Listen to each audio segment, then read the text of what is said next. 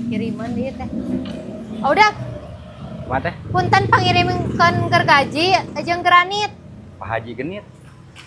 Pak Haji saha teteh? Ah, si teteh we eta meureun anu genitna.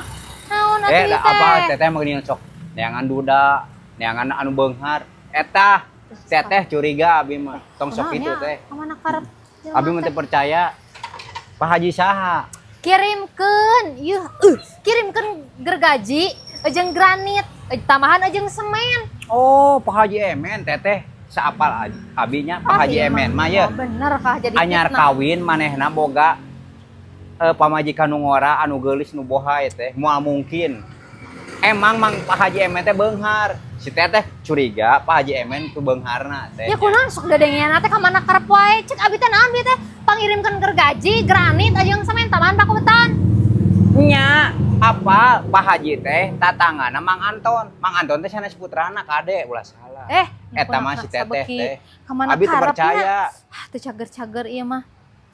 Kayak ku abi dibawakeun labona ah, sok ka mana karep wae ah. Nyakeun manehna nu genit apal. Si teteh da eta meureun ti heula teh hayang duda beunghar. Hayang anu beunghar meureunnya.